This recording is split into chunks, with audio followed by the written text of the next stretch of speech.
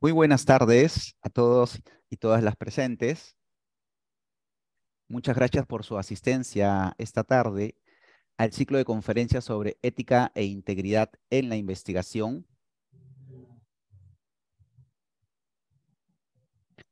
La conferencia de hoy la hemos titulado ¿Cómo podemos confiar en los resultados de la investigación clínica, prevención del error y del fraude en la investigación biomédica? El propósito de esta conferencia es conocer a grandes rasgos los procesos que se llevan a cabo en la investigación clínica que permiten reducir y prevenir los errores, así como detectar las posibles malas conductas relacionadas con el fraude científico, entre otras cosas, además entender por qué muchos de estos procesos están presentes en acuerdos internacionales, como son las buenas prácticas clínicas y en algunos documentos regulatorios nacionales, ¿no? En ese sentido, hemos invitado al doctor Sergio Sánchez Gambetta. Él es médico cirujano por la Universidad de San Martín de Porres, con una maestría en epidemiología por la Universidad Peruana Cayetano Heredia y un diploma en administración por la Universidad Peruana de Ciencias Aplicadas.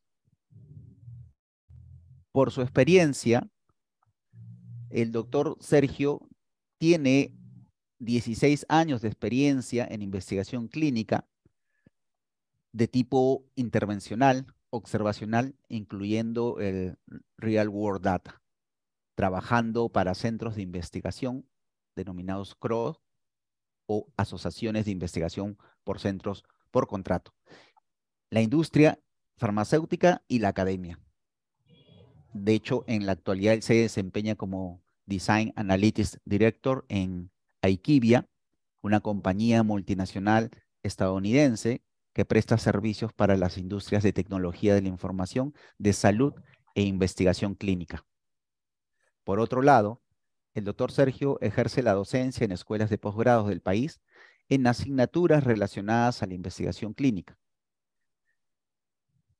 Asimismo, desde hace poco más de un año es miembro del comité externo, es miembro externo del Comité de Ética de la Investigación para Ciencias de la Vida y Tecnologías de la Pontificia Universidad Católica. En ese sentido, pues estamos muy agradecidos de contar con el doctor Sergio en esta etapa de estas conferencias. Estamos sumamente agradecidos y confiamos de que todos vamos a salir ganando con la presentación que él nos va a realizar el día de hoy. Eh, Esta segunda parte va a tener la presentación del doctor Sergio y a través de la casilla de preguntas, ¿no? Pueden los asistentes ir dejando sus consultas, sus comentarios o preguntas para en un segundo momento, pues, hacerles llegar al doctor Sergio y nos pueda dar algunas respuestas, alcances o comentarios, ¿no? A manera de hacer que este sea un espacio de reflexión, de diálogo en torno a estos aspectos que implican la ética en la investigación biomédica y concretamente en las metodologías que tiene mucha experiencia el doctor Sergio. Sin más preámbulo, entonces le doy la palabra para que pueda iniciar su presentación. Muchas gracias, Richard. Si se me escucha bien, entonces, quiero estar completamente seguro. Sí, sí, sí, se Perfecto. escucha bien. Nada, gracias, Richard. Gracias a la universidad por darme el espacio para poder compartir algunos conceptos, conocimientos, ideas y también dudas y preguntas, porque una de las grandes o de los grandes principios que siempre debemos de tener en cuenta es que no lo sabemos todo. En verdad, creemos saber cosas, pero siempre es importante entender y tener consciente que lo que sabemos hoy no necesariamente va a seguir siendo válido mañana, y eso es parte del pensamiento científico como una de sus bases, ¿no? Entonces, nada, es un placer para mí estar con ustedes aquí. Voy a presentar mi pantalla. Me avisan cuando ya se pueda visualizar. Profesor, ¿Sí? ¿podría apagar su micro del iPad? Gracias. Sí, a ver. Perfecto, ahora creo que se escucha un poco mejor. Vamos igual. Sí. Ok. Muy bien, entonces voy a compartir.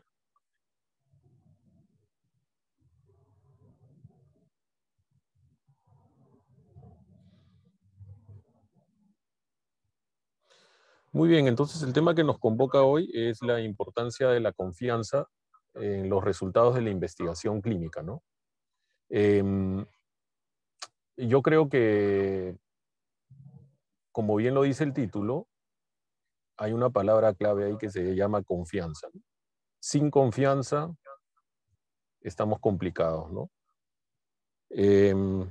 Cualquiera de los comentarios o ideas, opiniones o lo que vamos a compartir el día de hoy por aquí, es importante comentar que no constituye ninguna declaración oficial de las empresas donde laboro o donde he laborado, ¿no? Es puramente académico y es un espacio de conversación y de compartir diferentes conocimientos, ¿no?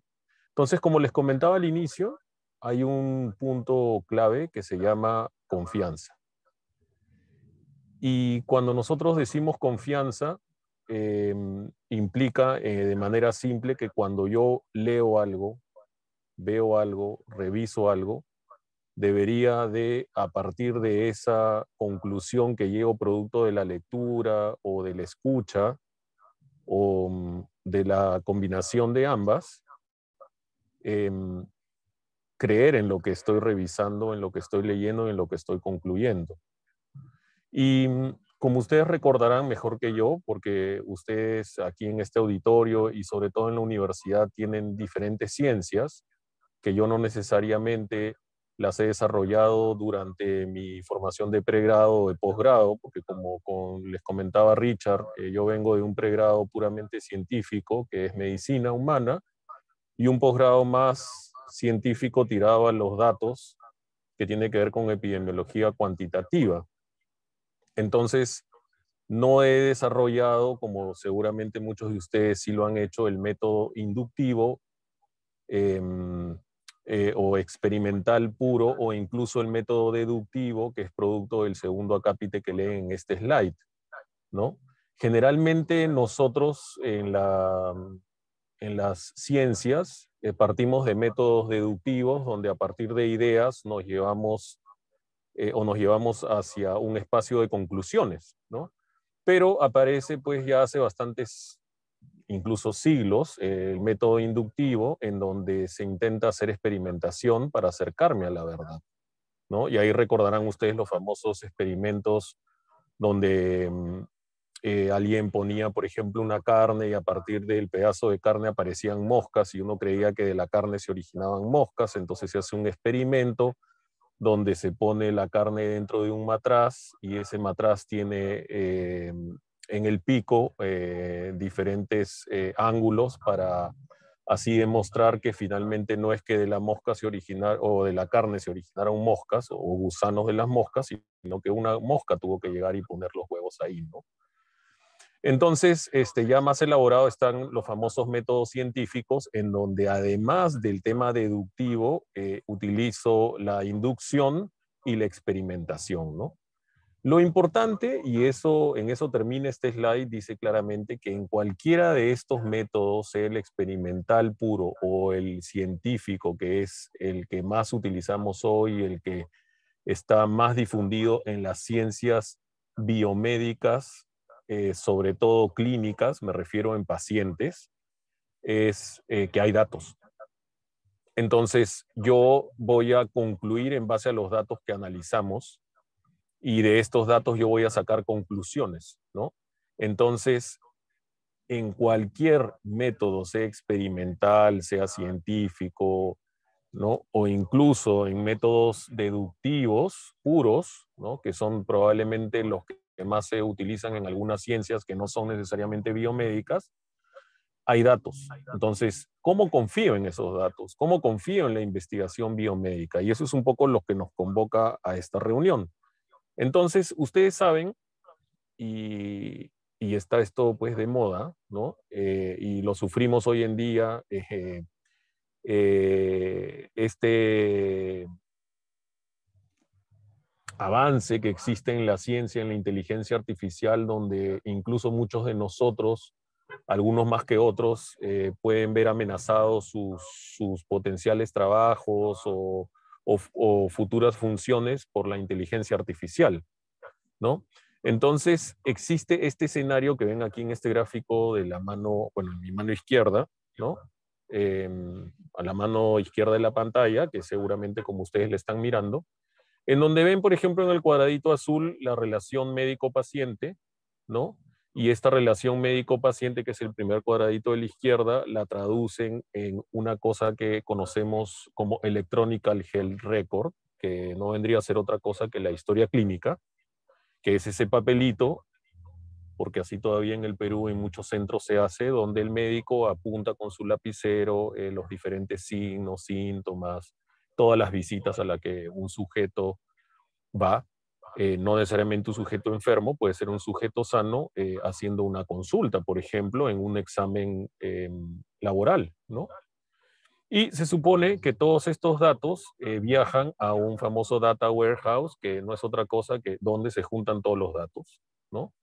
Y se supone que hacia la derecha, si seguimos el mismo cuadrito, estos datos entran en un proceso que yo no soy ingeniero de sistemas, que se llama ETL, en donde los datos pues se organizan, se ponen en el formato adecuado, ¿no? Que seguramente se hacen filas, digamos, si quisiéramos verlo en un Excel, serían pues filas y columnas, cada fila un paciente, cada columna un dato, ¿no? Y luego seguramente se pasará a la curación de datos, ¿no? Y de la curación de datos, que es donde limpio, ¿no? Por ejemplo, si un dato dice 37 grados y lo habían puesto en presión arterial, seguramente está mal puesto, debería estar en el campo de temperatura, ¿no? Y así sucesivamente. Y, perdónenme, luego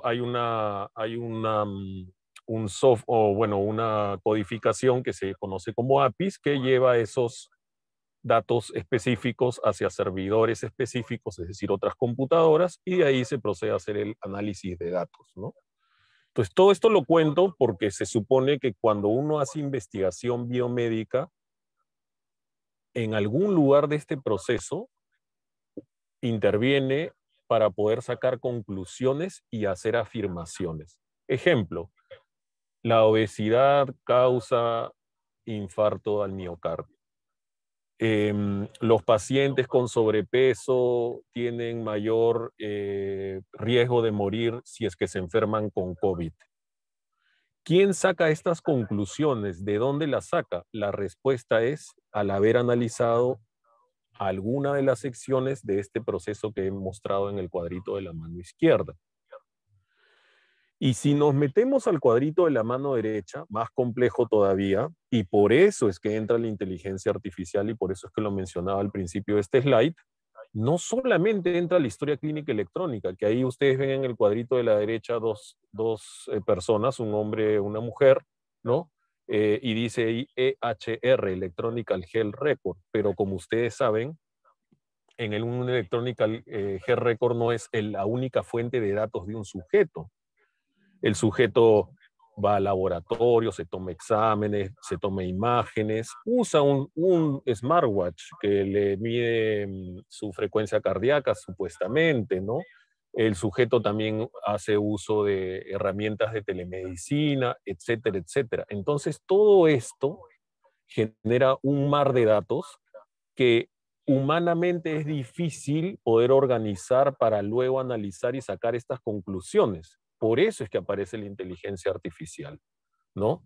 Pero lo importante no es tanto fijarnos en la herramienta que nos va a ayudar a hacer este análisis, sino en este ciclo, sobre todo el del lado izquierdo, para entender de dónde salen los datos, cómo se genera información y cómo hago yo, lector, yo oyente, yo escucha, para confiar en que estos datos y que esta información que me están dando como conclusión, ejemplo, el sobrepeso en pacientes que enferman con COVID aumenta el riesgo de morir, ¿cómo sé yo que esa información ha procedido de datos y cómo han hecho estos científicos que me están diciendo eso para poder llegar a esa conclusión?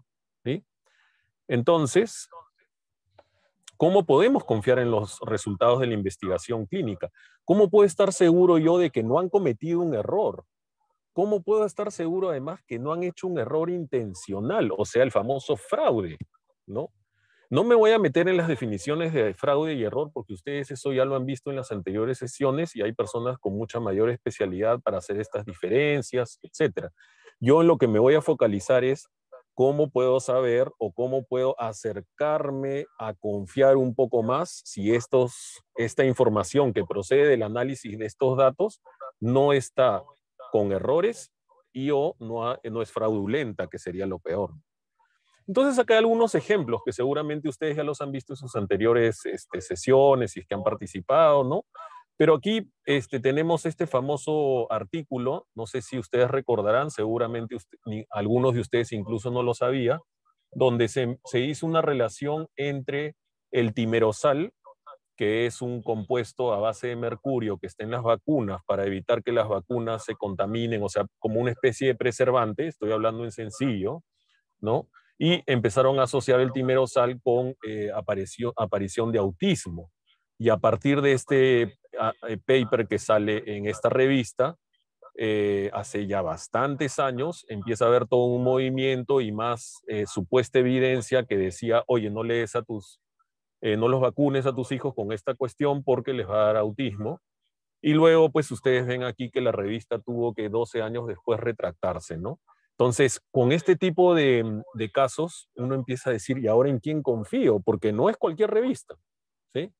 Entonces, es una revista indizada, ¿no? De alto impacto, ¿no?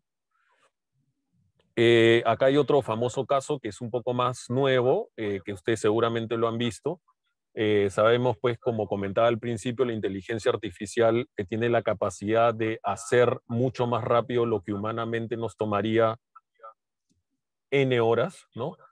La inteligencia artificial lo puede hacer en minutos, ¿no? O incluso en segundos, dependiendo de la complejidad del algoritmo, ¿no? Pero este es un caso más reciente, ¿no? Empezaron a revisar información de imágenes de estudios de Alzheimer que habían hecho en base a resonancias magnéticas y alguien se puso a ver y dijo, oye, ¿sabes qué? Las imágenes se parecen entre ellas. Entonces se empezaron a poner en juicio si las imágenes eran realmente nuevos pacientes o simplemente habían reciclado las imágenes, ¿no? Ahí estaríamos hablando de fraude. Entonces, si yo vuelvo a ese cuadrito del slide que les mencioné, estaríamos en qué parte, ¿no? ¿Cómo sacaron los datos? ¿En qué fuente tomaron los datos primariamente los pacientes? ¿Los sacaron de su ETL? ¿De dónde los sacaron, no? Otro ejemplo, ¿no? O otros ejemplos. Cuando uno habla de error y lo lleva a la parte donde yo cometo el error de manera intencional, con la intención de fabricar o de hacer trampa, ¿no? Tenemos el fraude, ¿no? Y por ejemplo, aquí a la izquierda ustedes ven, bueno, estas cosas pasan todo el tiempo, han pasado, y seguirán pasando, ¿no? Lo cual no invalida una actividad, porque muchas veces, bueno, tendemos a decir que como hay casos, dos, tres, y no medimos la proporción de esos dos o tres sobre cuántos es, entonces queremos a veces satanizar ciertas actividades. Esto todo el tiempo se han investigando. Ustedes, por ejemplo, una investigación del Departamento de Justicia de Estados Unidos, donde están acusando a unos investigadores con nombre y apellido en una ciudad específica de inventar pacientes, ¿no? Eso lo pueden ver ahí, es una investigación, no es una conclusión, o sea, no es un veredicto, ¿no? ¿No? Y luego tenemos pues a la mano derecha un caso también bastante conocido, que es de un médico noruego que también al parecer estuvo inventando datos de sus pacientes para lograr hacer publicaciones, ¿no? Entonces, a ver, este tema de invención de datos hay que separarlo bien, ¿no? Como ustedes bien lo han escuchado en las charlas previas, y si no lo podemos rápidamente decir ahora, una cosa es un error que es involuntario, ¿no? Y otra cosa es fraude. No podemos decir que los errores y los fraudes son lo mismo, ¿no? En el fraude obviamente hay un acto de intención de cometer el fraude, ¿no? O sea, el error no es un error, sino es voy a manipular la información con tal de inventar de manera intencional algo que no existe, o que si existía lo cambio para que esté a mi favor, ¿no? Entonces, ¿cómo hago para confiar, Sergio? Porque lo que me estás diciendo más bien me asusta. Si antes yo no creía en los estudios clínicos o en lo que publicaban en las revistas más prestigiosas, ahora con los casos que estás presentando y con lo que estás hablando, menos, todavía menos creo. Ahora ya no creo en nadie, no creo ni en mí mismo. No, no se trata de eso.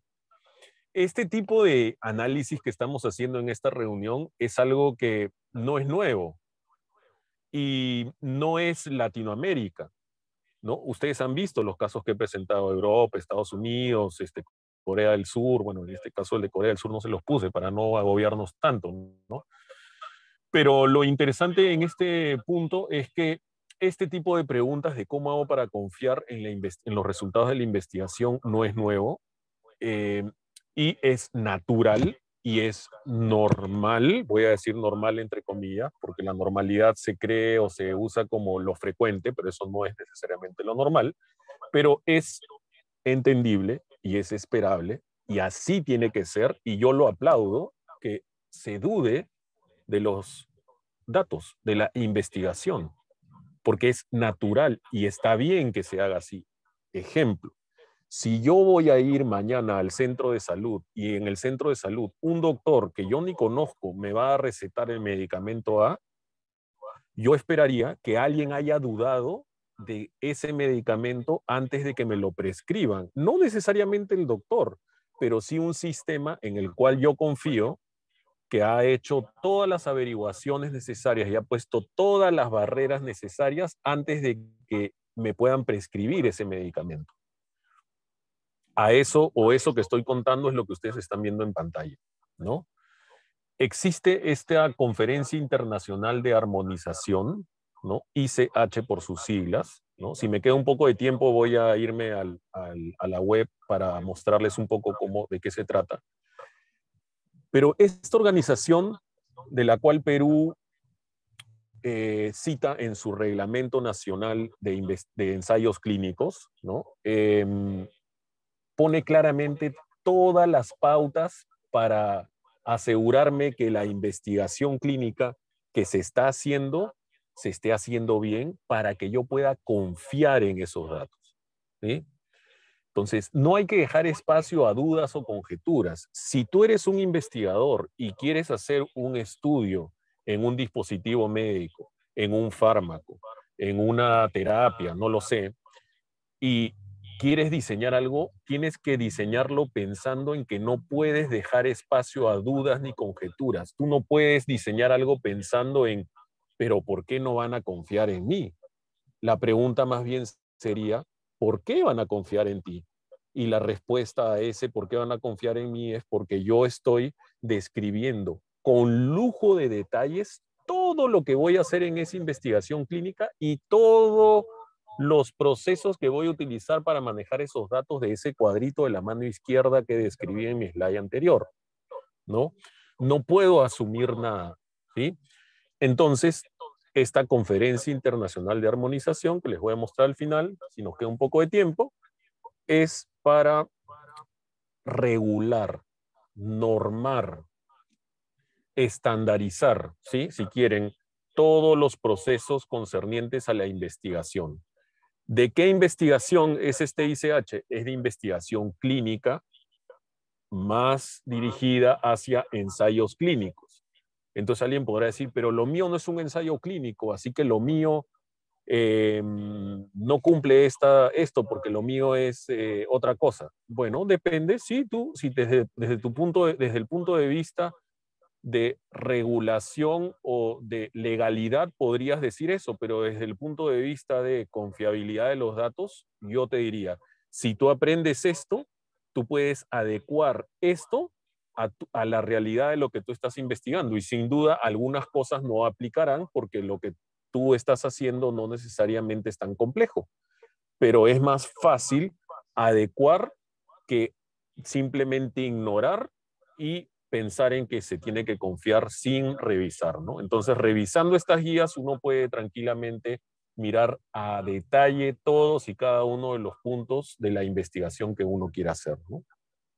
Entonces, esto me lleva a las recomendaciones, ¿sí? Ya para avanzar un poco más de manera concreta en la exposición que me trae el día de hoy, es cómo puedo hacer para confiar en los resultados de la investigación clínica. Es decir, cómo puedo saber si no hay error o que el error está lo más controlado posible y o no hay fraude.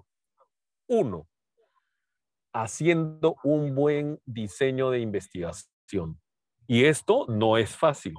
Yo les estoy presentando aquí un cuadrito que no me voy a detener mucho en explicarlo porque no es parte de esta reunión necesariamente, pero cuando uno dice, voy a hacer una investigación clínica, es decir, con sujetos, con personas, tiene que pensar en qué tipo de investigación voy a hacer. ¿Voy a hacer un experimento o voy a hacer una observación? Da lo mismo, porque la observación y el experimento valen lo mismo, no valen lo mismo.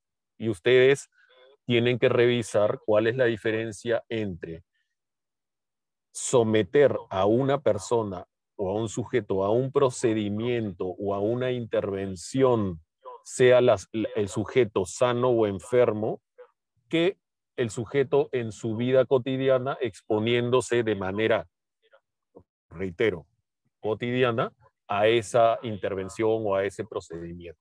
Es diferente, ¿sí? Porque en un caso, en el primero, tú controlas la exposición y en el otro caso la exposición es natural, es incontrolable, es lo que la naturaleza o la conducta habitual de ese sujeto le causa esa intervención, ¿sí? O mejor dicho, esa acción, no necesariamente intervención, ¿sí?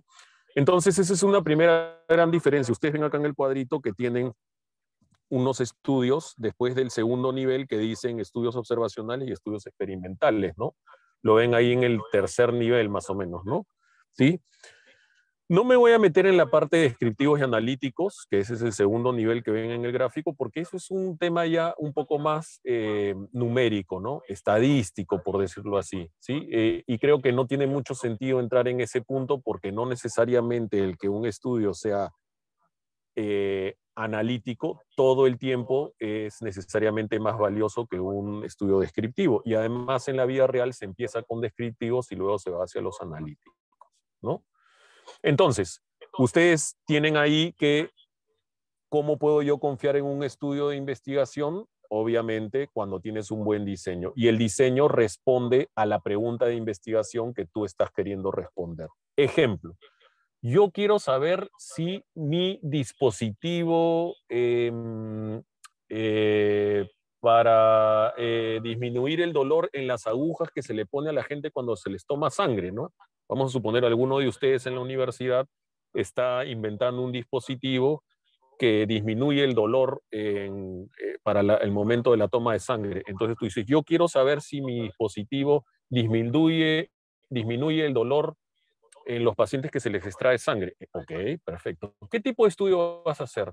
Ah, la verdad es que, mira, voy a traer a mis amigos a la universidad, a mis patas, y les voy a hacer un documento para que acepten participar en el estudio. Como es un INCON, total, un INCON es un INCON, pues, ¿no?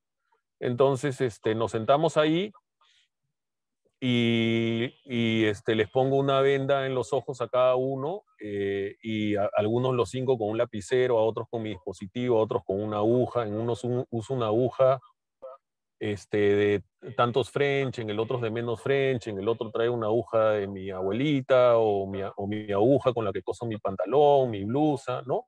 Entonces, ¿qué tipo de diseño vas a hacer?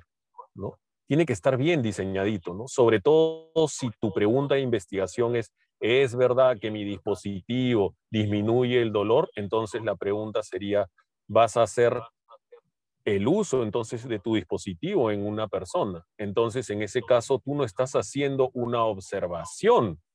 Alguien podría decir, no, pero yo los estoy observando. pero los estás interviniendo, estás cogiendo un dispositivo y los estás hincando. Entonces eso ya lo hace experimental, ¿no? Entonces, si vas a hacer un estudio experimental, es decir, te estás yendo hacia el lado de ensayos clínicos, tú podrías decir, lo voy a hacer con un comparador o lo voy a hacer sin un comparador, ¿no? Ahí ya tú elegirás. Obviamente, si quieres responder la primera pregunta, yo te diría, sería bueno que elijas de una vez un comparador y tendrás que ver qué comparador. Entonces ahí estarás haciendo un ensayo controlado con un comparador, y si lo haces de manera aleatoria, es decir, con una moneda, en este caso con una computadora, decides a qué grupo va cada persona, estarás hablando de un ensayo clínico aleatorizado, ¿no? Entonces, ese tipo de raciocinio no es sencillo, requiere bastante estudio y es necesario para poder responder tu pregunta de investigación de manera correcta, ¿no? Con un buen diseño puedes confiar mejor en los datos y sobre todo en la información luego de esos datos. Entonces, cuando uno habla de los elementos de un ensayo clínico, ¿no? Que es lo más complejo, bueno, tienes a los sujetos, los puedes aleatorizar entre tratamiento y control, por eso tienes TX y CX en este gráfico y no nos vamos a quedar mucho tiempo. Tú puedes hacer ese mecanismo aleatorizado, ¿no? De esa manera el mecanismo aleatorizado, o sea, la asignación aleatorizada es mucho más balanceada, así igualas a los dos en el inicio. Estoy hablando de la investigación más perfecta desde el punto de vista del control de sesgos. Esta es la investigación en donde yo más puedo confiar, pero yo no puedo pretender que todas las personas que tienen un dispositivo o un fármaco van a empezar por acá, porque esto obviamente es más complejo y por lo tanto tiene mayores costos, sobre todo cuando, por ejemplo, quieres enmascarar. Es decir, que el sujeto que le tocó el control o el sujeto que le tocó el tratamiento no sepan, eso se llama enmascaramiento, ¿no? Y que lo sigas durante bastante tiempo y así puedas tener una respuesta, ¿no? Lo que hacen los ensayos clínicos aleatorizados, ECAS, es justamente intentar disminuir todos los sesgos al punto en donde tú puedas tener la mayor seguridad de que esos sesgos o que esos potenciales errores están minimizados para que a partir del resultado tú puedas confiar. Sin embargo, aquí en este gráfico yo te muestro a la izquierda todos los famosos sesgos que podrían ocurrir en un ensayo clínico inclusive. Si esto yo lo llevo a estudios que no son ensayos clínicos, la probabilidad de estos sesgos, de algunos más que otros, es mucho mayor, ¿sí? Entonces, por eso es que se les considera los ensayos clínicos dentro de la pirámide de los de mejor evidencia a uno de los primeros, ¿no? Claro, alguien me sacará por ahí, ¿y qué fue del metaanálisis, no? Sí, claro, eso también, pero eso ya es un análisis de los ensayos clínicos, ¿no? Generalmente, ¿podrías utilizar metaanálisis de estudios que no sean ensayos? Claro que sí también, ¿sí?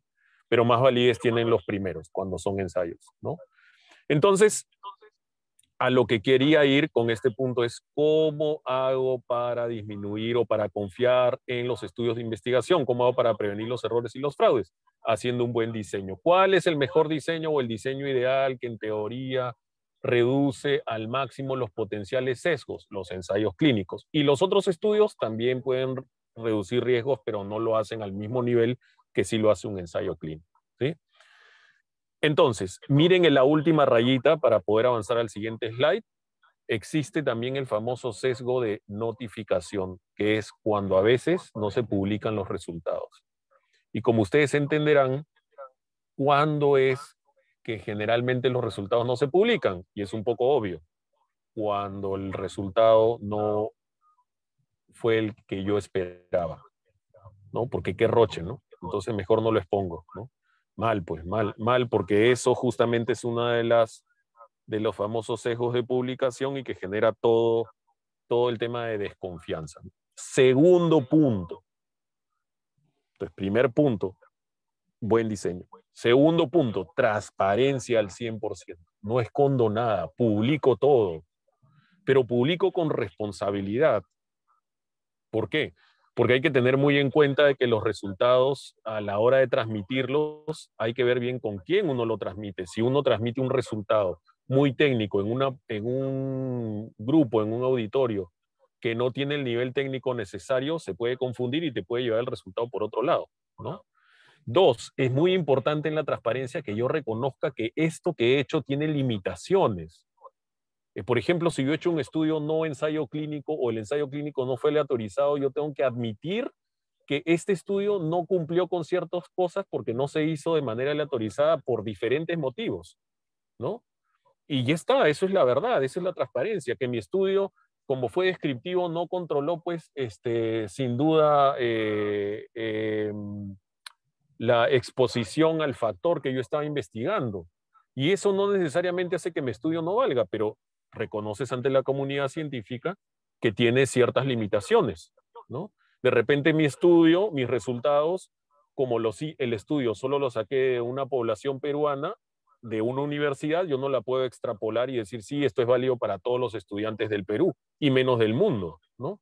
Entonces, son limitaciones que uno tiene que transparentar. ¿En dónde? Seguramente en la discusión del paper que vas a publicar, o en tu tesis tienes incluso mucho más espacio, ¿no? Tienes que también ser transparente respondiendo preguntas y cuestionamientos de todo tipo y de quien sea. No porque sea la persona que menos te cae, no le vas a responder. O no sé, pues si me hacen las preguntas el comité ética, ¿quién es el comité ética para preguntarme? ¿A quiénes se han creído ellos? Si yo soy el investigador o yo lo he hecho con el investigador que es top rankeado a nivel mundial. Oye, tú tienes que tener la capacidad de responderle al top rankeado a nivel mundial, así como a la persona más neófita en el asunto, porque lo importante de una investigación es que sea transversal en la población, porque se supone que ahí es donde tú lo vas a explicar, ¿no? Si tú haces accesible la base de datos, mejor todavía. En muchos papers está el supplemental la información suplementaria donde a veces hasta ponen el código y eso los hace mucho más bienvenidos, ¿no? Un montón de investigadores se unen, ¿no? Incluso unas revistas lo han visto como estrategia de publicación, tener las bases de datos abiertas de las personas que quieren publicar ahí, les ponen como requisito, ¿no? Entonces, teniendo todos y cada uno de los puntos que garanticen la veracidad, esto es bien importante, ¿no? Si tú has tomado consentimiento informado, a veces uno cree que el consentimiento informado, es decir, a mis patas que les puse la aguja en el ejemplo anterior, firmaron un papelito, ¿no? Y ahí luego el papelito que fue, no me acuerdo dónde lo puse, ya lo guardé por ahí, pues está en mi mochila, no sé dónde está. Eso es un error gravísimo. Y en el ICH, por ejemplo, eso se pone bien claro, ¿no? El consentimiento informado es un documento clave y es uno de los documentos que más se revisan, ¿no? Entonces, ya tenemos el segundo punto, ahora nos vamos al tercer punto. ¿Cómo más hago para garantizar que puedo confiar en los datos, ¿no? Tienes que tener un buen plan de ejecución de estudio, ¿no? O sea, ¿cómo vas a documentar todos los procesos que dices que en tu estudio vas a hacer? Por ejemplo, si tú dices que vas a obtener consentimiento informado de tus participantes, es decir, de tus patas en este caso, ¿cómo vas a hacer ese consentimiento informado? ¿En dónde lo vas a hacer? ¿Dónde vas a guardar esos documentos? ¿Esos documentos van a estar guardados por cuánto tiempo? ¿No? Si tú dices que vas a hincar a sujetos de investigación con agujas, ¿qué agujas? ¿Cuántas agujas? ¿Cuáles son las agujas? ¿De dónde conseguiste las agujas? ¿Cómo vas a hacer para que las personas que hincas con estas agujas no vean? ¿Vas a poner unos lentes? ¿De qué marca son los lentes? ¿Dónde vas a guardar los lentes? ¿Quiénes van a hincar a los sujetos? ¿No? ¿Cómo vas a documentar cada uno de estos procesos? ¿Los vas a poner en un papel? ¿Los vas a describir? ¿Vas a filmar? ¿Qué vas a hacer? Y esta documentación va a estar a la mano de cualquier persona autorizada que quiera hacer una supervisión, por ejemplo, del comité de ética. Y si no está, ¿por qué no está? No debería. O sea, siempre debería estar listo para que pueda ser revisado por cualquiera que obviamente esté autorizado. No lo vas a mandar a que cualquiera venga y vea los datos de tus sujetos, ¿no? Obviamente no. Entonces, tercer punto. Cuarto punto, los famosos datos. ¿De dónde vas a obtener tus datos, no? ¿Cuáles son tus fuentes de datos? ¿De dónde vienen los datos? ¿Vas a obtener tus datos de manera primaria o de manera secundaria? ¿Qué cosa es manera primaria o secundaria, Sergio? Bien fácil, si recordamos ese slide previo, La manera primaria sería cuando el médico obtiene los datos o el personal de salud directamente del paciente. El médico se entrevista con el paciente y toma el dato. Ejemplo, le pongo el termómetro, temperatura, registro temperatura. Ese sería fuente de datos primaria. Fuente de datos secundaria. Yo como investigador voy a ir a revisar la historia clínica que llenó ese doctor del sujeto donde el doctor había apuntado 38 grados centígrados.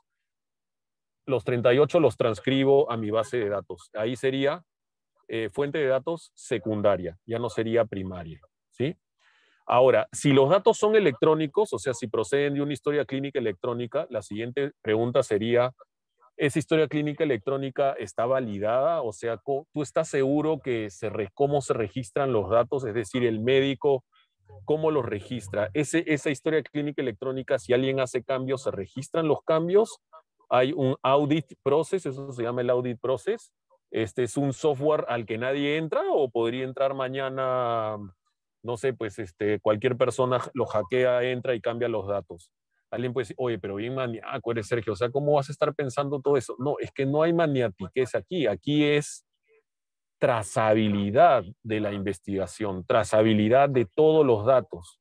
¿Por qué? Porque hoy podría ser un dispositivo que de repente tú lo ves como no tan importante porque son agujas. Pero ¿qué pasa si hablamos de un marcapasos? Que mañana te lo van a poner porque tienes insuficiencia cardíaca y tu corazón no da más. No quisieras que el marcapasos que te están poniendo en tu corazón, en el corazón de tu mamá, de tu papá, de tu novio, novia, amiga, amigo, hijo, hija, haya sido validado con datos en los que tú puedas confiar. Seguramente tu respuesta es sí. Entonces, ante esa misma solicitud, también puedes aplicar lo mismo en tu estudio, ¿no? Luego, si quieres, te puedes ir a la recolección, y acá hay más datos, ¿no? Si los datos son de fuente secundaria, ¿no? En el caso de que tú los hayas cogido de alguien, ¿quién? ¿No? Perdón que creo que está un poco oscuro, ¿no? ¿Quién y cómo verifican los datos? ¿No? Cómo se recogen, si existe algún proceso, ¿no? Todo esto tiene que estar documentado y generalmente se utilizan los plan de datos, ¿no? O sea, existe un documento que tú deberías hacer donde pones cómo se van a recolectar cada dato y qué datos vas a recolectar, ¿no? Muchas veces en la recolección secundaria se usan los famosos Case Report Form, que viene en inglés, que ustedes van a verlo ahí, ¿no? Que son hojas de trabajo, generalmente digitales, ¿no? Electrónicas, en donde se basean los datos originales recolectados por el personal de salud hacia esta base y esa base de datos es la que yo analizo. Y hay alguien que va y cruza los datos. En el flyer de esta exposición, yo, por ejemplo, ponía ahí los famosos CRFs o los monitores, ¿no? Por ejemplo, en el mundo eh, hay unas personas, unos trabajos de unas personas que se encargan de verificar que el dato que alguien puso en un CRF concuerde con el dato original de la historia clínica, ¿no? A eso se llama monitoreo, ¿no? Monitoreo de datos, ¿no? O data compliance, o que los datos digan lo que originalmente decían, lo diga en esta base. ¿Por qué es tan importante? Porque recuerden mi ejemplo del marcapasos, sobre todo porque ese marcapasos seguramente está patrocinado por una industria y entonces uno puede pensar, la industria que vende estos marcapasos ha manipulado los datos para poder venderlos. Entonces, bajo ese principio de desconfianza, eh, es importante entender que si esta desconfianza se aplica en unos casos, se puede hacer extensiva hacia el resto. Pero más que pensar en desconfiar, se piensa en cómo hago para confiar. Entonces, la forma de confiar es estableciendo estos mecanismos. Entonces, cuarto mecanismo, los datos, ¿no? No solamente la fuente, el procesamiento, la fuente, la recolección, sino cómo los vas a procesar, cuál va a ser tu plan de manejo una vez que tú recolectaste 56 datos de cada visita y son 10 visitas del paciente donde le he hecho seguimiento, cómo los vas a analizar, cómo los vas a curar, qué pasa si te faltan datos. Porque puede ser que un día un investigador se olvidó de registrar la temperatura. ¿Qué haces? ¿Lo inventas? Ya dices, como todos los días tenía 37.3, 37.4, ponle 37.3, ¿no? O sea, lo invento. Eso sería fraude. ¿sí? No inventas el dato, simplemente dices missing, ¿no? Es decir, dato, falta, faltante. Puedes estadísticamente hacer un procedimiento de reemplazo de datos, sí, pero tú lo describes. Dices, se encontraron tantos missing data. En base a este procedimiento estadístico validado, he reemplazado los datos por estos, ¿no? Obviamente, va a tener mayor repercusión si yo hago un fraude de temperatura, si es que mi dispositivo, por ejemplo, o si mi medicamento dice que baja la fiebre, en ese caso la temperatura es más importante que si es el dato de talla. Pero en ambos casos no está bien inventar los datos, ni el de talla ni el de temperatura, porque eso ya sería fraude, ¿sí? Y por último, viene lo de la publicación con respecto a los datos, que va muy relacionado con lo que dijimos al principio, ¿no? Lo ideal sería que tú puedas publicar tus datos.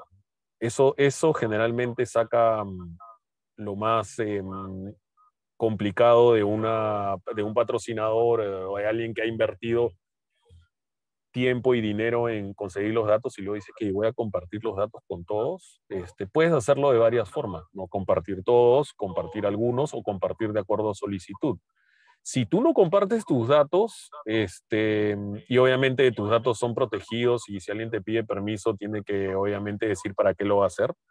Pero lo importante sería que tú los tengas para que si alguien te lo pide y dice, oye, yo quiero repetir tu ecuación para ver si me sale lo mismo porque tengo dudas.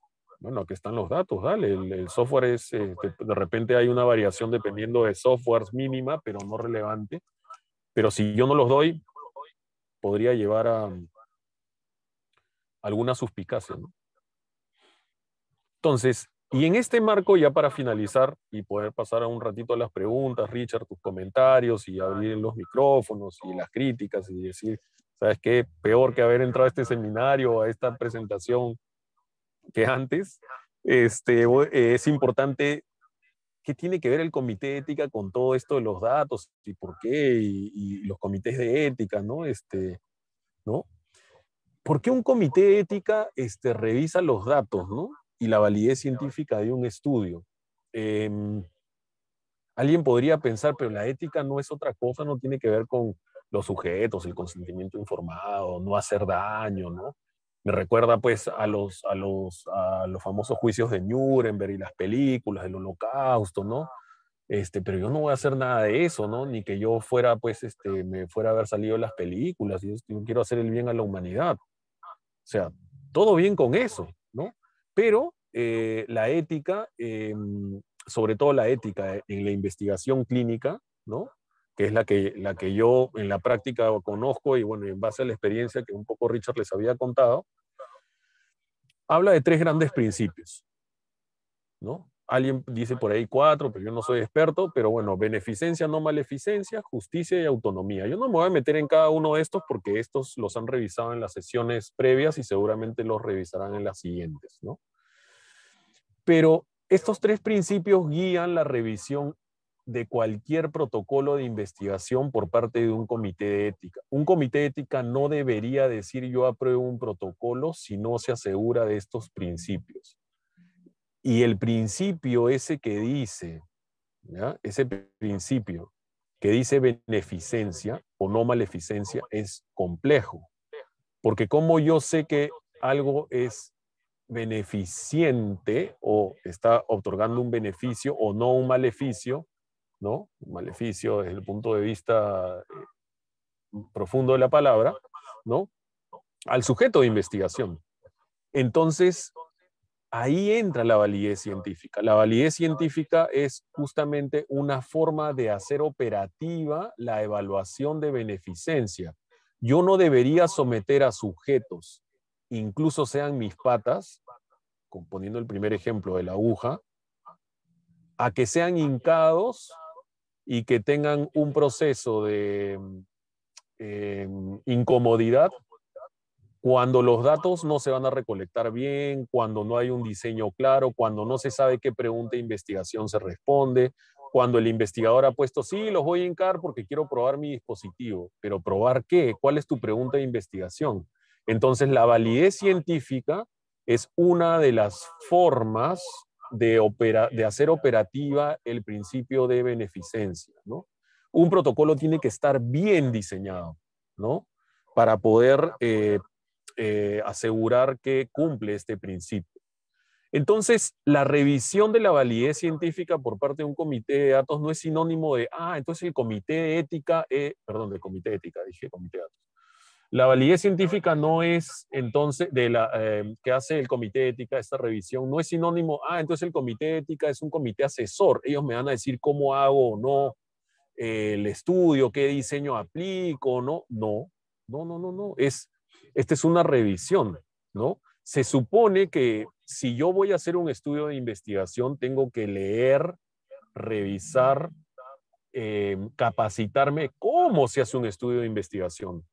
¿Qué preguntas cómo se responde una pregunta? Si con una observación, si con una experimentación, si debo ser aleatorizado o no aleatorizado, controlado contra placebo. Todas estas cuestiones que no son simples requieren una formación académica y una capacitación. Me imaginaría yo que cada hospital o universidad debe tener un departamento que ayude a los investigadores a formarse en este campo, ¿no? Ahora, sí se espera que un comité de ética dentro de sus miembros tenga pues alguno que conozca del tema de diseños de estudios, del tema de cómo se manejan los datos, del tema de la transparencia y todos estos temas que he mencionado previamente para que puedan evaluar, porque si un comité de ética no sabe nada al respecto, también pues cómo va a revisar la validez científica, ¿no? Completamente de acuerdo con esto, ¿no? Entonces, ahora, hay un punto importante y ya casi con esto cierro, ¿no? Adicionalmente a este punto, ¿no?, que hemos venido discutiendo sobre si el estudio está mal diseñado o no y por qué voy a someter a gente a un procedimiento que no responde a una pregunta, de lo cual los datos no se van a capturar bien, ¿no? No hay un sistema de recolección de datos bien planteados, ¿no? Está medio fofo, digamos, esta sistematización de recolección de datos y la forma en la que van a responder la pregunta. No dicen nada, dicen eso. Es un proof of concept. Estamos en etapa experimental inicial, así que solamente quiero ver qué le pasa a la persona cuando le pongo la escafandra, ¿no? Entonces ya, pero la escafandra que le pones y que le va a hacer qué, o sea, tiene que tener una pregunta y una respuesta. Esa escafandra, ¿qué vas a hacer? Vas a comparar el peso, vas a ver si la persona suda, vas a ver si la persona se lesiona, no se lesiona, qué cosa vas a ver, cuáles son tus parámetros de observación, ¿no? Ahora, este tema de entender la validez científica es porque la validez científica va a disminuir el error en la interpretación y esto es clave, señores. Recuerden el ejemplo del marcapasos. Yo no quisiera que me pongan un marcapasos que dicen que funciona cuando la metodología que se utilizó para probarlo está mal hecha, ¿no? Entonces, más allá de que yo quiera hacer bien las cosas y yo quiero desarrollar innovación y soy un innovador y eso está perfecto, la innovación implica experimentación y la experimentación tiene un método y una revisión ética más allá del tema de la regulación nacional o institucional, ¿no? Entonces, ¿y todo esto por qué? Porque yo no quisiera que mañana me pongan un marcapasos que esté basado en un diseño así nomás, más allá de las buenas intenciones, ¿no? Y con eso hemos terminado y damos un poquito de espacio. Creo que nos quedan algunos minutitos, Richard, perdóname, creo que son las 6 ya.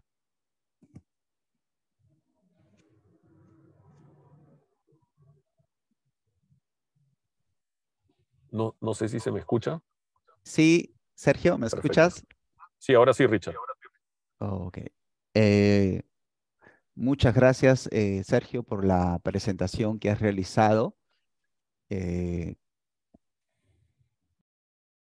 Saludamos desde ya tus apreciaciones respecto a este gran tema eh, de la prevención del error y del fraude en la investigación clínica desde tu experiencia. Eh, lo que yo podría destacar son estas orientaciones, estas consideraciones que nos has presentado. Es cuán importante, ¿no?, un buen diseño de investigación. la transparencia, ¿no? En todo ese circuito o flujo o proceso de investigación, ¿no? Desde el diseño hasta la difusión o publicación de los resultados y el énfasis que les pones en toda esa custodia, manejo de los datos y que son importantes justamente eh, para, digamos, eh, destacar que hay una rigurosidad, ¿no? Que debe desde un inicio considerarse, ¿no? Y lo más importante es que en todo este flujo, en todo este proceso, también has destacado o has resaltado el papel de un actor tan importante que son los comités de ética de la investigación y creo que has puntualizado muy bien el rol de los comités como actores o interlocutores que preguntan con legitimidad por estos criterios, ¿no? Cuando un investigador o investigadoras somete un proyecto de investigación en ámbito en generales, en biomédica, pues la importancia de la validez científica, como no, o esa rigurosidad o la calidad de la investigación desde este punto de vista, ¿no? Y muy bien lo ha señalado, como que digamos el investigador, el buen investigador, el investigador responsable debe estar y debe ser consciente de que debe saber responder. En este caso, un comité es un interlocutor válido en el sentido que de alguna manera se le responde a la academia, pero también no olvidemos que los comités de ética tienen como misión resguardar que no se vulnere la integridad ni el respeto a los participantes. Y en ese sentido es responderle también a la sociedad. Y en ese sentido, pues creo que destaco todas estas apreciaciones que nos has dado, ¿no? Ahora le doy pase, ¿no? A los asistentes si tienen algunas preguntas que nos hagan llegar.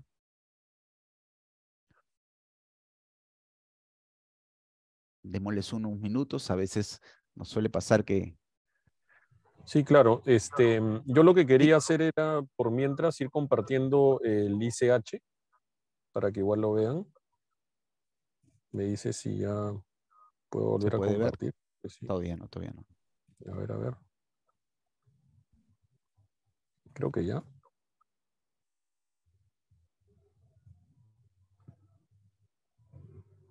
¿Sí? Ahora creo Sí, que sí, sí. sí, sí, se logra. Se Mientras logra. van llegando las preguntas, rápidamente nada más. Este es el sitio web oficial, ¿no? ich.org. Esto, por si acaso, está más dirigido o está hacia desarrollo de productos farmacéuticos. Entonces, pero está tan a detalle, con tanta rigurosidad científica y de publicación y estadística, eh, que yo creo que es un, una referencia para de ahí adecuar hacia mi dispositivo médico, por ejemplo.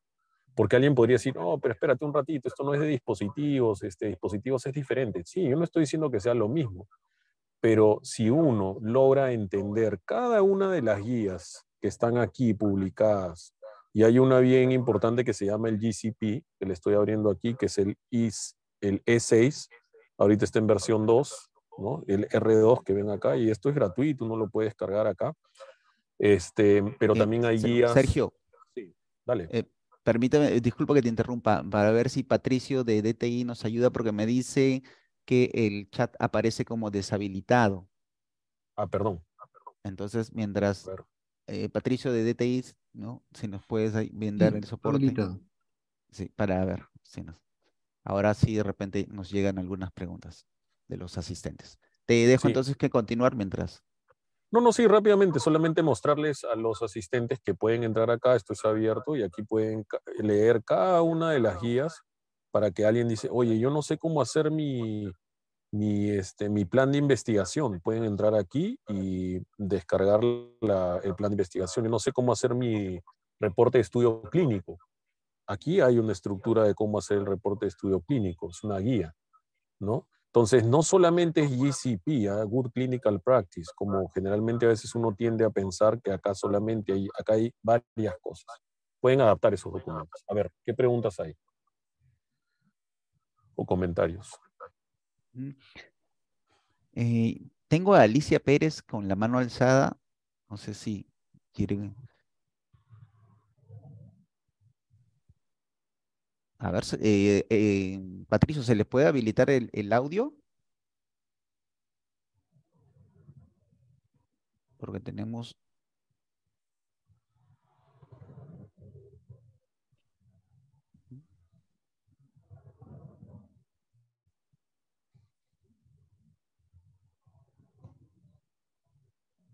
Ah, ya. Bueno, Mm, mm, mm.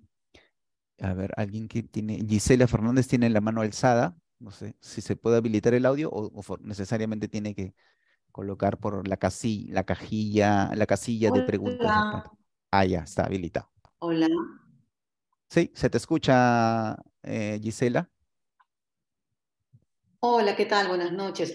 Bueno, primero agradecerle a Sergio por la presentación que ha estado súper interesante y mi pregunta es un poco mi curiosidad insana. Sí, mira, la primera parte, Sergio ha hecho una presentación muy simpática de casos, algunos de ellos conocidos históricamente en el ámbito de la Research Integrity, algunos no, sumamente interesantes en el problema de, digamos, muy interesantes para evidenciar la problemática del fraude en las publicaciones, ¿ok? Y ha hecho una diferencia importante entre el error y el fraude, que me parece que es bien importante y que se evidencia muy poco. Entonces eso, en principio, Sergio, qué genial, muchísimas gracias, porque la gente suele meter todo en un mismo saco y no es lo mismo porque, como bien dices, en el fraude hay conciencia y voluntad, hay dolo para poder llevar a cabo la práctica y en el error, pues hay negligencia y a veces también lamentablemente hay ego, pero bueno, ese es otro asunto.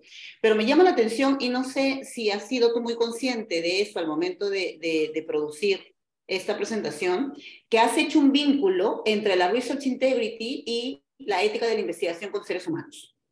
Es decir, de inicio has comentado los fraudes y el problema que significa, que implica el fraude en publicaciones, que yo inclusive lo complementaría, porque eso es en el ámbito propiamente científico, académico, pero que hay muchas veces error en los divulgadores científicos para comunicar las cosas y termina comunicándose algo que no es efectivamente. Y eso, por un lado, eso es un gran problema en términos de ciencia, porque luego pasa lo que tú dices. O sea, ya si hay gente que no cree en los resultados, encima pasa esto, es peor y es un gran problema. Pero por otro, luego has dicho esta importancia de la validez científica al momento de evaluar proyectos de investigación, que estoy totalmente de acuerdo contigo y que creo que qué bueno que lo digas tú siendo médico, porque muchas veces quienes vemos el ámbito regulatorio somos acusados de que por qué nos metemos en la parte metodológica si no tendríamos que meternos. Y hay una afectación directa a las personas en el principio de beneficencia, no maleficencia, como has señalado. Pero ahí lo que tú has hecho es un vínculo entre lo que se trabaja en el ámbito de la integridad de la investigación, que lo que protege no es a las personas, sino la integridad de la ciencia, del resultado científico, y por otro lado, la validez científica, que al momento de hacer la evaluación de un comité, lo que hace el comité no es proteger la integridad de la ciencia, el comité le preocupa la integridad de la ciencia porque puede afectar a los participantes, que es el centro del trabajo de un comité. Entonces has hecho un match bien interesante que no se suele hacer y que más bien podría de alguna manera dar evidencia de por qué es importante que aunque se maneja en ámbitos distintos, las oficinas, comités, unidades, whatever sean las universidades, las instancias que manejan integridad por un lado y comité de ética por otro, tienen que trabajar vinculadamente, tienen que trabajar a pesar de ser perfiles distintos, los que detectan una cosa y los que hacen evaluación ética, tienen que trabajar juntos. No sé si tenías la intención de hacer ese vínculo, que normalmente nadie lo hace en las presentaciones, porque se hacen presentaciones de integridad por un lado y de ética de la investigación con personas por otro. Si ha habido conciencia tuya de hacer ese vínculo o ha salido solo al momento de preparar la presentación. no, yo soy un fiel creyente de que tiene que haber ese vínculo porque, y es una de las razones por las cuales bueno, mientras el tiempo dé y todo siga para adelante y se pueda, voy a seguir participando en un comité de ética como miembro externo o como, bueno, lo que sea que me toque mi rol, porque creo que es importante hacer esa vinculación. Si no, estamos perdidos para poder hacer cualquiera de las dos otras cosas, porque la gente académica con la científica, con la de la industria incluso, y lo digo así porque yo también soy parte de la industria, al final somos todos estamos en un mismo saco y deberíamos tener la capacidad de transmitir a la población y no hacer ninguna diferencia, por último, porque, bueno, el método científico, la validez científica, la integridad científica es una sola y va así.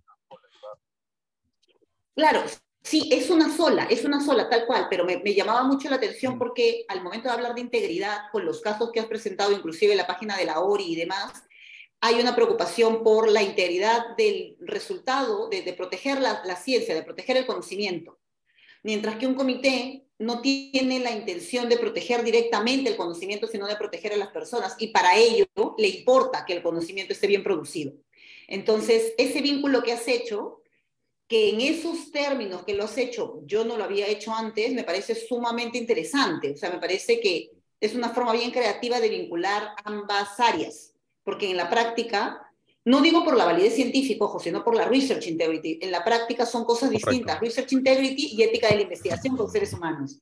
Y ese Sí, vínculo sí. que has hecho es un vínculo bien interesante, que sería bien importante comenzar a reportar en papers y en espacios para que se vea el vínculo, ojo, para que se vea el vínculo, pero no que se entienda que las oficinas tienen que encargarse de todo y revuelto, sino para que se vea el vínculo. En verdad, ese vínculo es bien interesante, sería bien, bien bonito que desde la Católica, ya que estás ahí, vayan explorando y explotando ese vínculo. Qué bonito. En verdad, muchas gracias. Muchas gracias.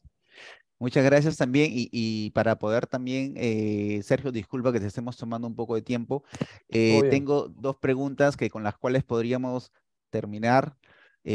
Una, porque me parece importante, que de alguna manera se desprende de tu presentación también, ¿no? En Perú, algunos comités de ética hacen observaciones a la forma y diseño de los estudios clínicos, condicionando inclusive la aprobación. La pregunta es, ¿los comités deberían hacer este tipo de observaciones? Y Y la respuesta es sí, ¿no, Richard? esperan no mi respuesta, sino Sí, sí, sí, pero claro, te lo la digo de un como interlocutor como tú, ¿no? Que también creo es que sí. que la respuesta es sí, porque es parte de la evaluación del principio de beneficencia y porque la idea es hacer, o sea, no debería haber una evaluación ética sin tomar en cuenta la validez científica de un estudio. Ahora, que la experiencia de esta persona que ha hecho la pregunta sea, bueno, me parece que lo que han observado no tiene ni pies ni cabeza, bueno, podría ser válida tal vez, habría que mirar con detalle, pero es parte de esta transparencia de alguien me puede hacer una pregunta que no tiene sentido, tengo que ser capaz de responderla de manera lo más ágil posible para evitar este retraso en los tiempos, porque no por querer correr se va a perder calidad y eso es importante. Y miren que lo dice alguien que trabaja y que vengo trabajando en industria durante varios años como startup manager, incluso en alguna experiencia previa, intentando alcanzar a los otros países en sus revisiones y procesos regulatorios. ¿Ah? Pero hay que encontrar un equilibrio, ¿no? No necesariamente es como la otra clásica es, pero si ya lo revisó el comité de Harvard y el comité de Harvard no ha tenido ninguna observación, ¿tú quién eres tú para decir que no, comité X, Y, Z? Bueno, son diferentes realidades. No voy a hacer observaciones por hacerlas tampoco, ¿eh? Para decir yo estoy presente, ¿no? Para llamar la atención, tampoco se trata de eso. Pero la respuesta es sí. Sí. Ujú. El- una siguiente pregunta es, un ensayo clínico en el que el investigador presenta varias desviaciones, ¿qué tan confiables son los resultados? Perfecto, muy buena pregunta. Las desviaciones tienen categorías. No toda desviación es necesariamente un fraude y la mayoría no lo son, en primer lugar.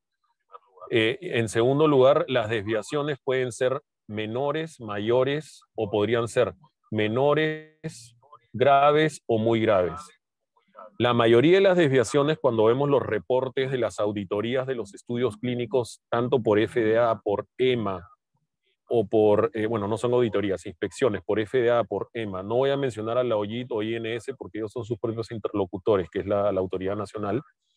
La mayoría de las desviaciones son de categoría menor, ¿no? O no muy graves. ¿Qué cosas son desviaciones muy graves? Cuando la desviación, es decir, cuando el error afecta la integridad del humano, del participante, ejemplo, no tomar consentimiento informado, ¿no? O cuando afecta, por ejemplo, la idoneidad de un dato clave para el output del estudio o el objetivo del estudio. Por ejemplo, si el estudio, su objetivo es ver crisis asmática en pacientes con asma, obviamente, entonces no haber hecho una exploración cuando el paciente visitó una emergencia y no haber reportado esa crisis asmática es un error grave, es decir, es una desviación grave. En ese caso, tiene mayor implicancia que una desviación, por ejemplo, no tomar la temperatura en la visita 3, ¿no? Porque la temperatura, en ese caso del estudio cuyo objetivo es la crisis asmática, no es tan relevante como la crisis asmática en sí. ¿Sí? Más o menos para explicarme en ese sentido. Y es esperable, ¿eh? O sea, nadie es infalible. En los estudios se esperan desviaciones. Lo ideal es tener la menos cantidad de desviaciones posibles, sí, la menos cantidad de desviaciones graves, por supuesto, o muy graves, recontra, por supuesto. ¿Qué pasa si un investigador hace una desviación muy grave? Al investigador se le mete preso. No, no, no, porque hay un tema, como explicaron algunas de las preguntas, el tema de dolo. ¿A propósito has querido hacer la desviación grave? O sea, has querido hacer la desviación grave para que el medicamento salga mejor que el comparador y como el medicamento lo produce el patrocinador, te van a llevar al Caribe con tu familia, ¿no? Estoy poniendo casos así típicos, ¿no? Bueno, si ha habido un dolo de ese, o sea, una intención de hacerlo así, habría que saber, ¿y tú cómo sabías que el paciente recibía el medicamento si el estudio era enmascarado? Recuerden el grafiquito, o sea, había ciego, no se sabía ni el paciente ni el médico qué medicamento tomaba. Entonces, tampoco hay que buscarle los tres pies al gato, ¿eh? Y un buen diseño de estudio clínico te evita esta situación que acabo de mencionar, ¿no? Por eso es mejor el estudio cuando es enmascarado. Doble ciego.